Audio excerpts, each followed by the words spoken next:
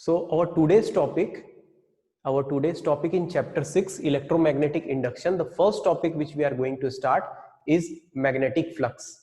Magnetic flux. उससे पहले अभी देख लेते हैं कि इलेक्ट्रोमैग्नेटिक इंडक्शन में एक्चुअली हम लोग पढ़ेंगे क्या। अभी तक हम लोग क्या जानते हैं? Right now, till now we know that whenever we want to flow the current in the circuit, we need a battery.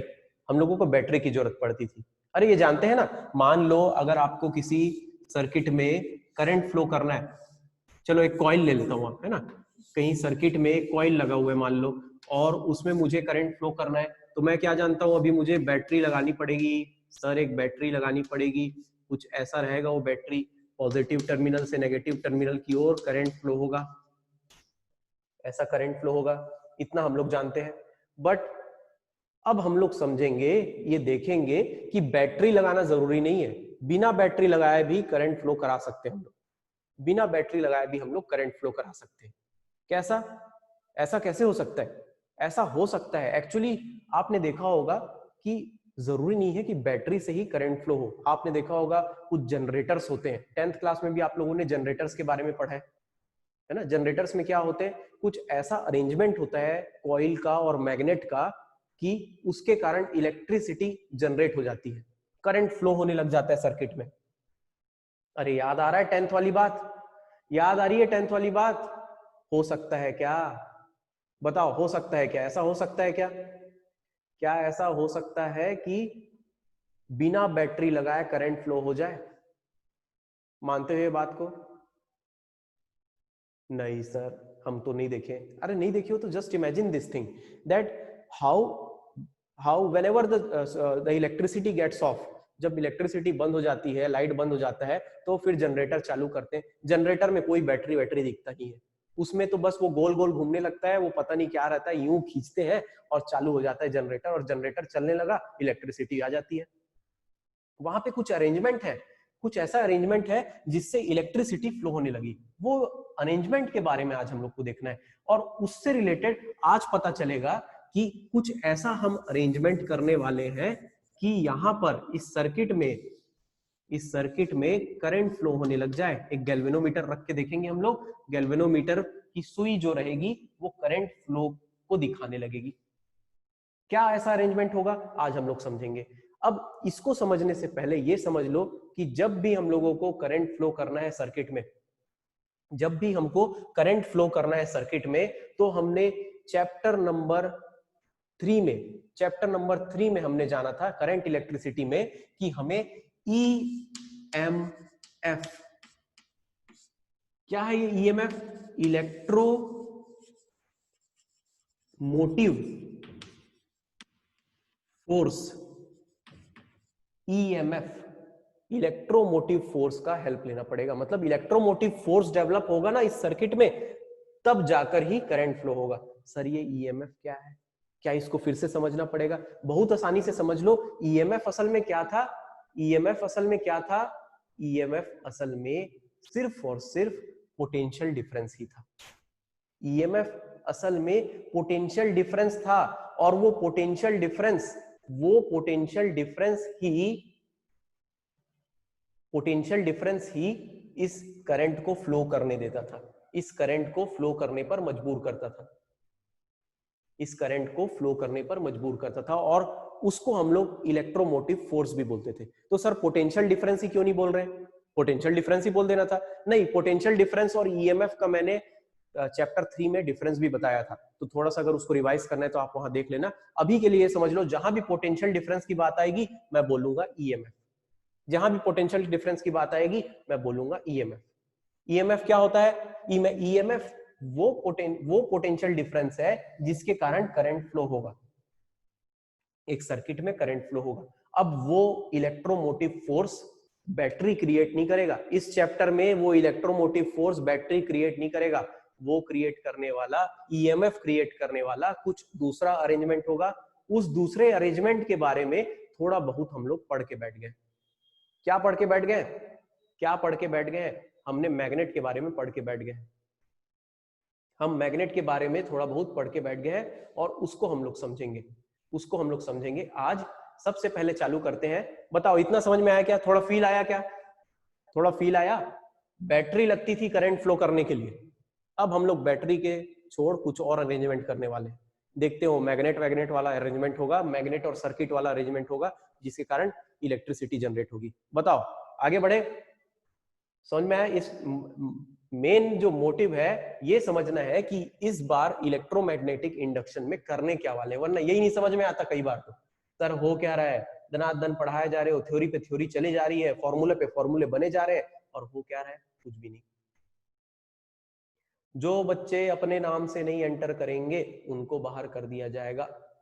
जय हिंद नाम से, अरे भाई वो तो हमारा पासवर्ड है ना, उस नाम से आप एंटर नहीं हो सकते। ठीक है, तो चलो अभी देखो, अब हम लोग क्या करने वाले हैं। सबसे पहले तो ये देखते हैं कि ये इलेक्ट्रिसिटी जनरेट कैसे होने वाली है ना, जनरेट कैसे होने वाली, उससे रिलेटेड मैग्नेट को पढ़ते हैं।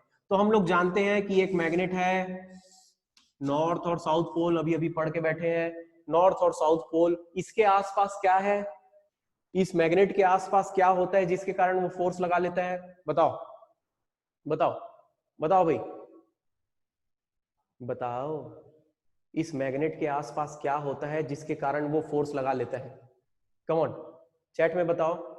बिल्कुल सही यामिनी, मैग्नेटिक फील्ड होती है, इसके आसपास मैग्नेटिक फील्ड होती है, उस मैग्नेटिक फील्ड में मैग्नेटिक फील्ड लाइंस होते हैं, उस मैग्नेटिक फील्ड में मैग्नेटिक फील्ड लाइंस होते हैं। अब उस मैग्नेटिक फील्ड लाइंस भिड़ने के कारण, वो मैग्नेटिक फील्ड लाइंस जब दो मैग्नेटिक फील्ड लाइंस, एक और मैग्नेट आएगा, वो मैग्नेट इसके साथ भिड़ेगा, इसके मैग्नेटिक फील्ड लाइंस के साथ भिड़ेगा और फोर्स लगा लेगा। ठीक है, वो वाली बात हम लोग बाद में देखेंगे।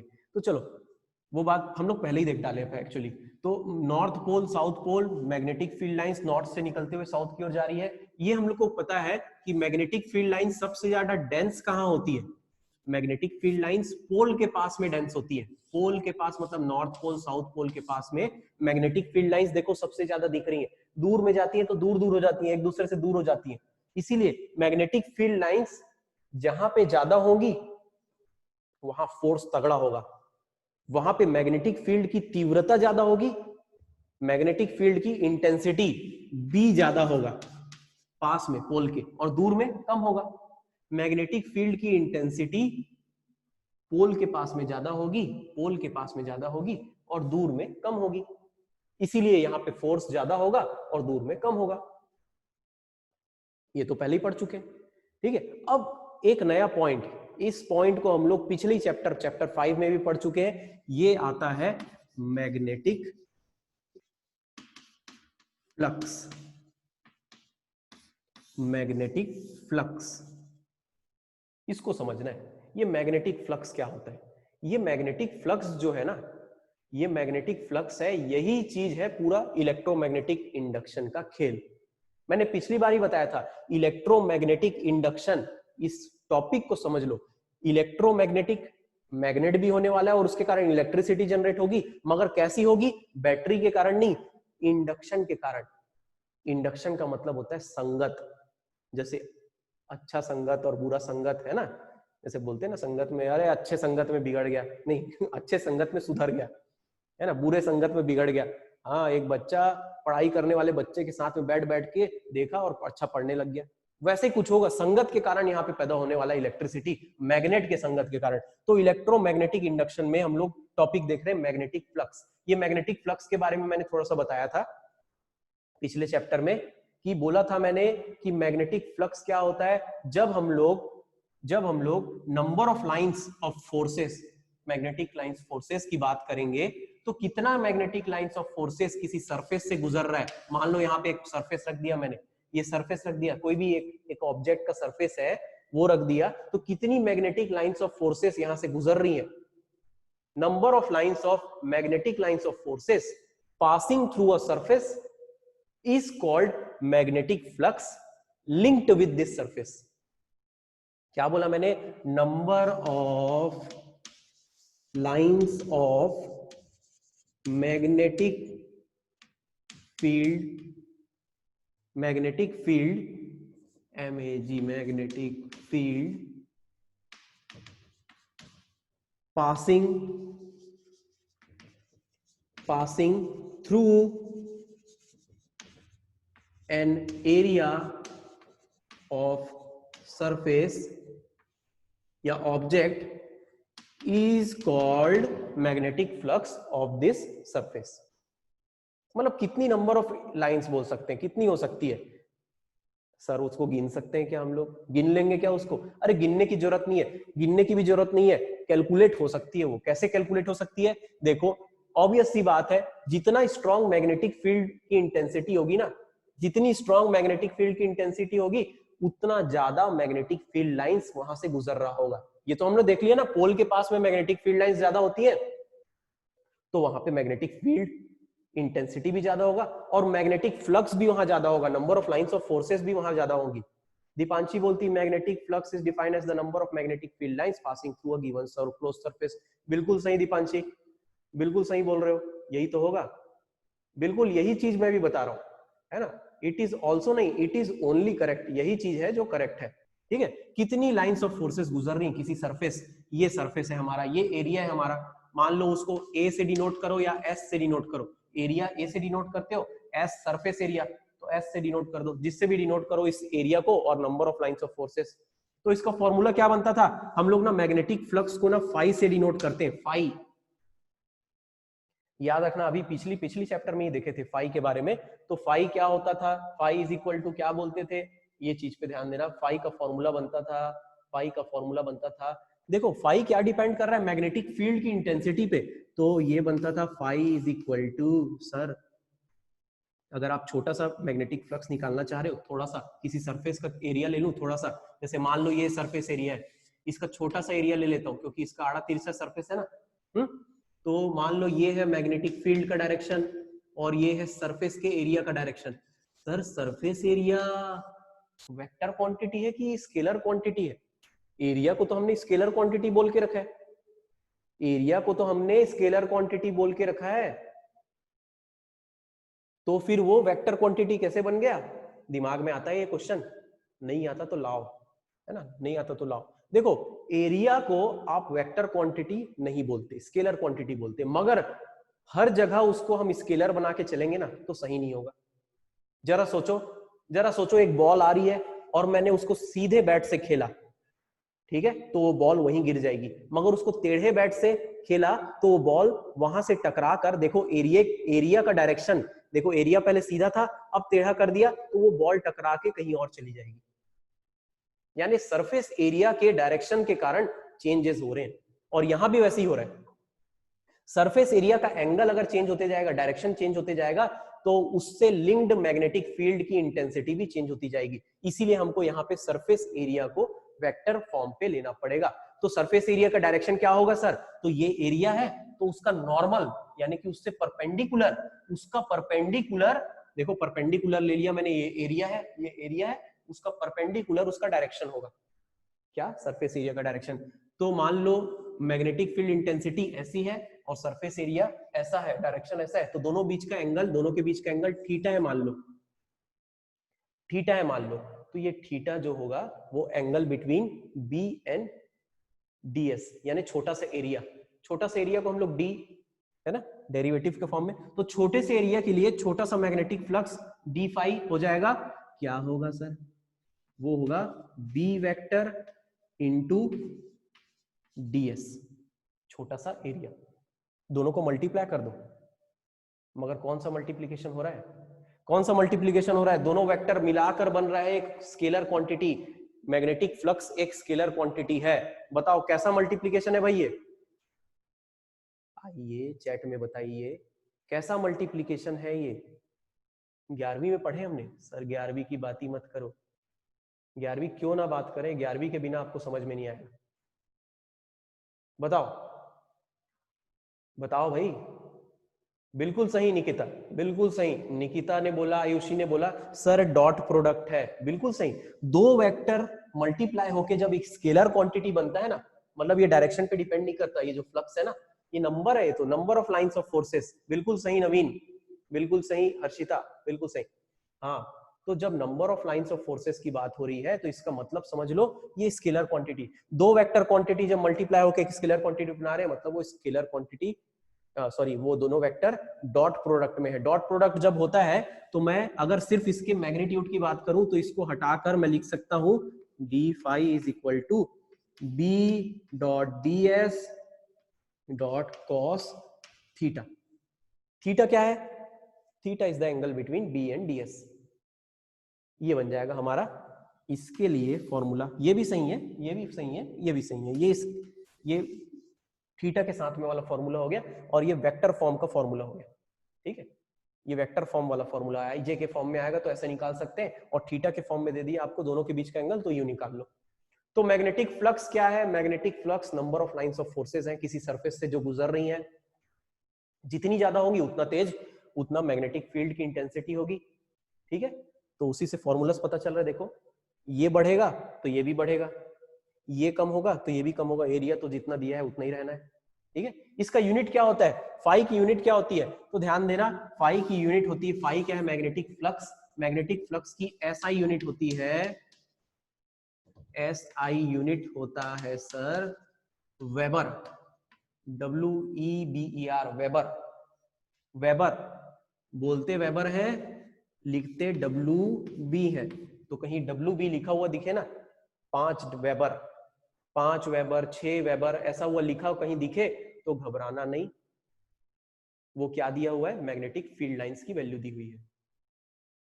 Number of magnetic field lines जितने हैं यानी कि मैग्नेटिक फ्लक्स की वैल्यू दी हुई है। ठीक है, आगे बढ़े।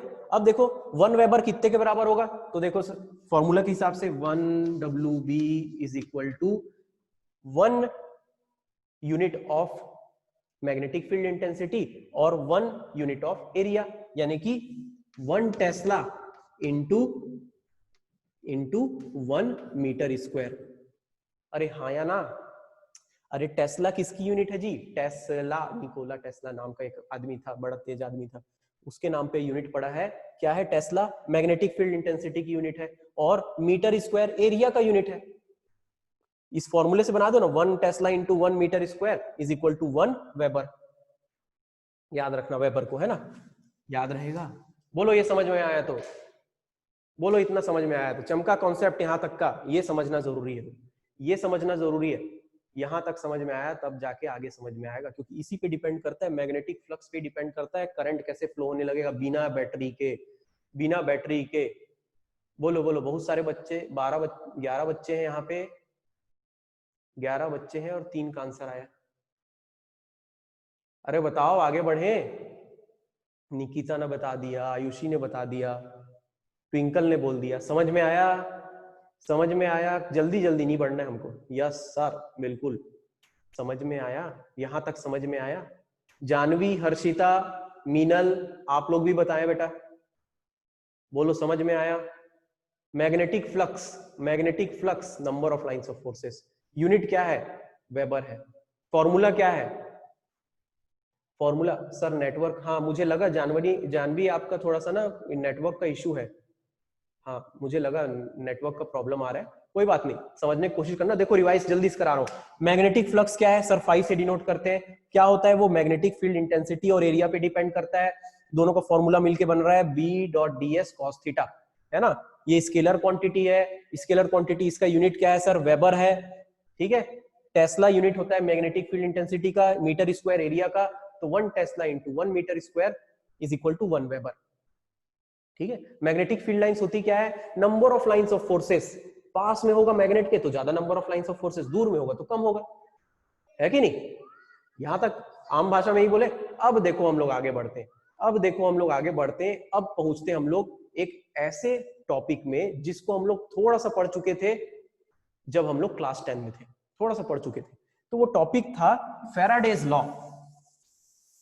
फैराडेज लॉ, फैराडेज लॉ के नाम से नहीं पढ़े थे, मगर हमने देखा था कि इंडक्शन क्या होता है, इंड्यूस्ड करंट क्या होता है। तो चलो देखते हैं आज, चलो देखते हैं आज फैराडेज लॉ। फैराडे नाम का एक साइंटिस्ट था, Faraday's law, I think England का रहने वाला था, ब्रिटेन का रहने वाला। फैराडे नाम का साइंटिस्ट था, उसने क्या किया, एक एक्सपेरिमेंट किया। उस एक्सपेरिमेंट में उसने क्या चीज बताया, मान लो एक कॉइल ले लिया जाए और उसको गैल्वेनोमीटर, ये गैल्वेनोमीटर है ना, ये गैल्वेनोमीटर काम क्या होता है जी, गैल्वेनोमीटर का क्या काम होता है बताओ मेरे को, गैल्वेनोमीटर काम बताओ, what is the work of galvanometer, बताओ चैट में बताओ, चैट में बताओ गैल्वेनोमीटर क्या करता है। गैल्वेनोमीटर बिल्कुल टू डिटेक्ट करंट, करंट के प्रेजेंस को बताता है। अगर सर्किट में करंट है ना तो ये डायल जीरो में नहीं रहेगा, ऐसा फ्लो होगा या तो ऐसा इधर जाएगा या इधर जाएगा। आप लोगों ने उससे रिलेटेड इस बार क्वेश्चन भी किया है ना। तो गैल्वेनोमीटर करंट के बारे में बताएगा। अब देखो यहाँ पे कोई बैटरी लगा नहीं है, गैल्वेनोमीटर बस लगा दिया हूं इस कॉइल से कनेक्ट करके, ठीक। फैराडे ने एक एक्सपेरिमेंट किया और पास में एक मैग्नेट को लाया, नॉर्थ साउथ, एक मैग्नेट को रखा, बस रख के देखा, कुछ नहीं हुआ, कोई करंट फ्लो नहीं हुआ, ठीक, कोई करंट फ्लो नहीं हुआ। फिर उसने क्या किया, मैग्नेट को पास लाया, मैग्नेट को यूं पास लाया, ऐसे आगे लाया, तो उसने देखा कि गैल्वेनोमीटर मूव हो गया, गैल्वेनोमीटर का जो डायल है वो मूव हुआ ऐसे, मतलब करंट फ्लो हो रहा है भाई, करंट फ्लो हो रहा है। गैल्वेनोमीटर का डायल मूव हुआ मतलब करंट फ्लो हो रहा है, मतलब कैसे करंट फ्लो हो रहा था, दिख रहा था उसको करंट फ्लो होता हुआ भाई, उल्टा डायरेक्शन, उल्टा या सीधा अभी नहीं बताऊंगा, लेंस लॉ करके एक और आएगा वो टॉपिक में बताऊंगा। करंट फ्लो हुआ, फिर उसने क्या किया, फिर रुक गया, फिर रुक गया, तो फिर देखा उसने कि करंट फ्लो होना बंद हो गया, फिर से जीरो में आ गया, ठीक है, रुक गया फिर से। फिर उसने क्या किया, उल्टे डायरेक्शन में, उल्टे डायरेक्शन में मैग्नेट को ले गया, मतलब पहले सामने लाया था ना, अब पीछे ले जा रहा है मैग्नेट को, मैग्नेट को पीछे ले जा रहा है। तो उसने देखा कि पहले जिस डायरेक्शन में करंट फ्लो हुआ था ना उसके उल्टे डायरेक्शन में अब करंट फ्लो हो रहा है, अब ऐसे करंट फ्लो हो रहा, अब उल्टे डायरेक्शन में मैग्नेट को मूव किया तो अब उल्टे डायरेक्शन में करंट फ्लो हो रहा। ये देखा उसने फैराडे ने, फैराडे ने ये काम की चीज देखी, बड़े काम की चीज देखी उसने, ये चीज हुआ।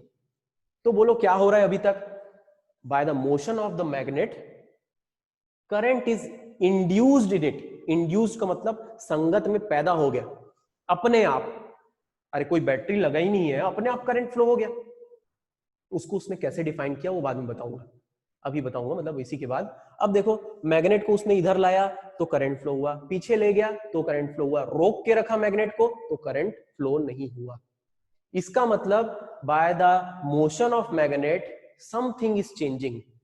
क्या चेंज हो सकता है, मैग्नेट को आगे या पीछे कर रहा हूं तो क्या चेंज हो सकता है, सोचो मैग्नेट के आसपास क्या है जो चेंज हो सकता है, बताओ बताओ मुझे, यू ओनली थिंक, सोचो, magnetic field, magnetic field, magnetic field lines, या जानवी जो बोल दी अभी, फ्लक्स।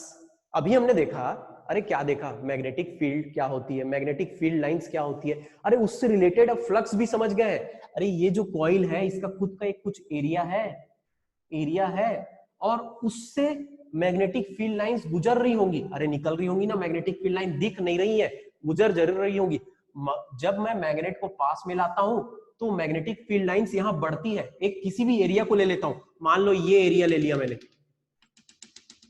क्रॉस सेक्शनल एरिया ले लिया ऐसा, तो जब मैं मैग्नेट को पास ला रहा हूं तो मैग्नेटिक फील्ड लाइंस बढ़ेगी और दूर ले जाऊंगा तो कम होगी, तो चेंज हो रही है, बोलूंगा मैग्नेटिक फील्ड लाइंस चेंज हो रही है, या फिर बोल सकता हूं फ्लक्स चेंज हो रहा है, number of lines of forces जो है वो चेंज हो रहे हैं, चेंज हो रहे हैं, यानी कि change in magnetic flux is creating, is generating, is inducing current in the coil, is inducing current in the coil। Faraday ने यही बात बोला, फैराडे ने बोला कि मैग्नेट को आगे लाओ पीछे ले जाओ तो करंट इंड्यूस होगा, और रोक के रखोगे तो कोई करंट इंड्यूस नहीं होगा, मतलब due to the change in magnetic flux current is induced in it.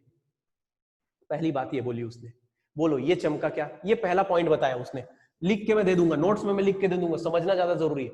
By the change in magnetic flux current is induced in the circuit. Coil है जो भी है, अभी कॉइल है इसलिए बात कर रहे हैं कॉइल का। बोलो चमका ये कॉन्सेप्ट इतना समझ में आया तो आगे बढ़ता हूं, अब आएगा अपना फॉर्मूला, अब आएगा अपना फॉर्मूला, बोलो समझ में आया, हाँ सर, स्कूल में ही है भाई, स्कूल में ही मजा आ रहा है पढ़ाने में। स्कूल में आप पहले जिस क्लास में बैठते थे उसी क्लास में 10 मिनट बचा है, 10 मिनट के पहले ही एक क्वेश्चन खत्म, एक ये समझ में आ जाएगा। अब देखो दूसरी बात क्या बोलता है सर, दूसरी बात क्या बोलता है, दूसरी बात बोलता है फैराडे ने फिर बोला कि मैं जितना धीरे धीरे मैग्नेट को आगे लाता हूं उतना वीक करंट मिलता है मेरे को।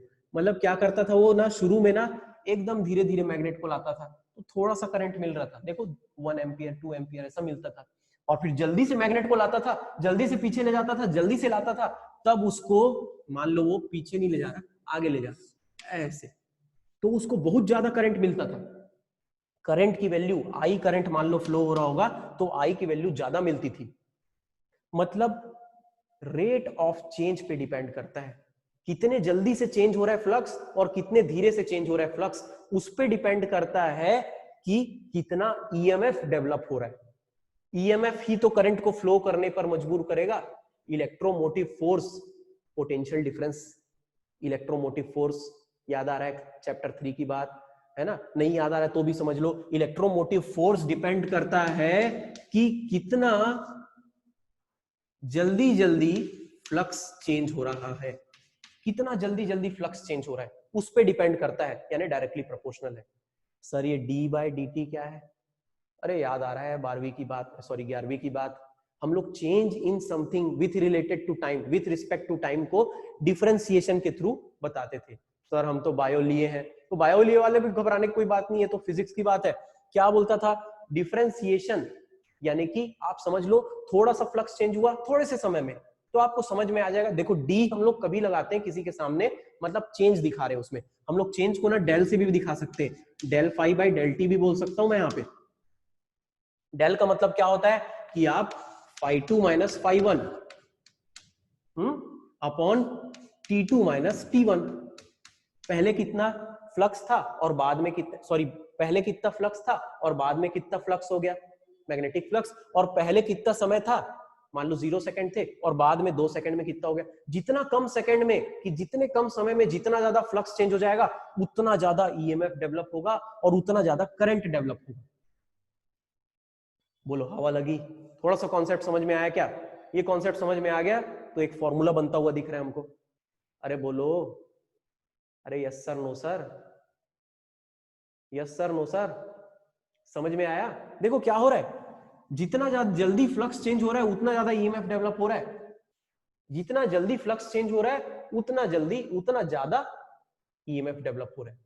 इसका मतलब हम लोग फ्लक्स को जल्दी जल्दी चेंज करेंगे, जल्दी जल्दी ज्यादा हमको ईएमएफ मिलेगा, ठीक है। और जब हम लोगों को एक इंस्टेंट में कितना चेंज हो रहा है, बिल्कुल सर उसी पॉइंट पे, तो हम लोग ना वहां पे उस पॉइंट छोटे से समय काल के लिए, छोटे से समय के लिए डिफरेंशिएशन लगा देते हैं, इस डेल को dt d/dt ऑफ फाई कर देते हैं। तो फॉर्मूला आप लोग थोड़ा सा पढ़ के ही रखे हो कैसे डिफरेंशिएट करते हैं, तो हम लोग को ऐसा मिलेगा d/dt। एक न्यूमेरिकल भी करेंगे, 2 मिनट का न्यूमेरिकल रहेगा।